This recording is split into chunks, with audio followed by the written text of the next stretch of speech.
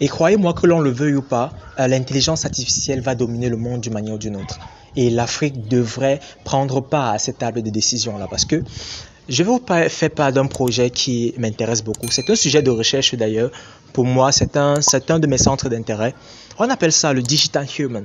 Digital Human vient du concept selon lequel il y a des personnes qui ont existé et dont on a vraiment du regret à savoir qu'ils sont décédés parce que voilà, on aurait besoin d'avoir de leurs compétences, de leur intelligence encore présent pour résoudre certains problèmes. Imaginez par exemple que Einstein existait encore de nos jours. Okay? Imaginez que tous ces grands chercheurs-là existaient encore de nos jours. Qu'est-ce qui se passerait? La science évoluerait assez vite, n'est-ce pas? Alors, prenons un autre cas. Imaginons que vous aviez la possibilité aujourd'hui de rencontrer votre arrière-grand-père, discuter avec lui en live, en démo, comme si vous l'avez vraiment avec vous. Ce serait bien, n'est-ce pas? Entre guillemets. Ok? Donc, le digital human, c'est ce concept selon lequel on veut modéliser l'intelligence humaine propre à chaque individu qui existe sur cette terre. Je prends ton cas, je prends ton téléphone. Rien de mieux que ton téléphone puisse savoir exactement ce que tu fais, qui tu es, tes préférences et tout ce que tu souhaites, ok? Rien de mieux que le téléphone pour le faire. Donc, vous avez votre téléphone qui, dorénavant, est votre traceur.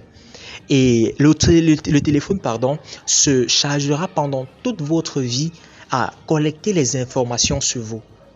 Et au fur et à mesure que le temps passera, ce téléphone-là, ou bien cette intelligence artificielle qui sera installée dans votre téléphone, sera à peu près la représentation de vous en mode digital. Disons que sera à peu près le vous digital ou bien une intelligence qui vous est propre.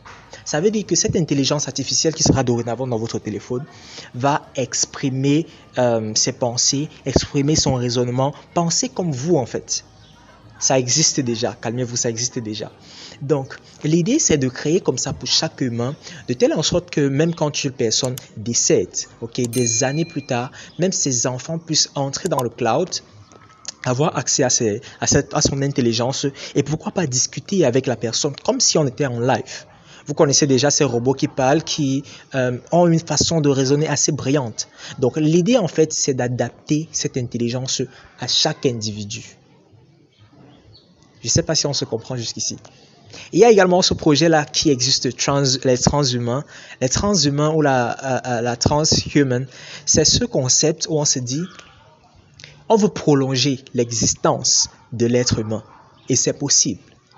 Alors, il y a des personnes qui vont dire, mais c'est quelle vie ça? Est-ce que c'est encore naturel de prolonger la vie? On voudrait bâtir des personnes qui vont vivre sur 200 ans, 300 ans. Voilà l'idée de la transhumanisation. Okay? On veut bâtir des personnes qui vont vivre sur 500 ans, même pourquoi pas, artificiellement. Donc, les gens vont se dire, mais ça, c'est devoir créer l'homme. Je veux dire quoi? Ça, c'est créer de l'homme, en fait. Et la question que je vais vous poser, c'est, admettons qu'aujourd'hui, vous faites un accident, vous coupez votre pied, ok? Et que le docteur vous fasse comprendre que honnêtement, c'est fini pour vous. Vous n'avez plus, il n'y a rien d'autre à faire que d'amputer le pied. Par contre, on peut vous prêter un pied qui est à peu près comme le vôtre, ok? Une sorte de prothèse qui est à peu près comme le vôtre et qui sera fonctionnelle. Pas juste une prothèse, mais vous allez pouvoir marcher, courir comme par le passé. En vous mettant sur ce contexte-là, est-ce que vous souhaiterez avoir le pied ou vous allez vous dire non, ça c'est artificiel, je ne veux pas. De nos jours, on veut bâtir des hommes meilleurs, entre guillemets. Et excusez-moi peut-être l'enthousiasme avec lequel je suis en train de parler, laisse à croire que je suis pour cela. C'est un débat totalement ouvert. Faites-moi part de votre idée par rapport à cela. Donc voilà, l'intelligence artificielle en soi s'inscrit dans un futur presque irréalisable, presque imaginaire en fait. Et croyez-moi ou non, c'est vraiment proche à la porte, c'est très proche à arriver, c'est très proche. Donc la question c'est comment en tant qu'Africains on va embrasser cela, avec nos cultures, avec notre façon d'être, notre culture. Comment est-ce qu'on va embrasser cela? Ce sera un challenge, il faut le dire, ce sera un très grand challenge. Et donc, une fois de plus, comme j'ai dit, le débat est ouvert.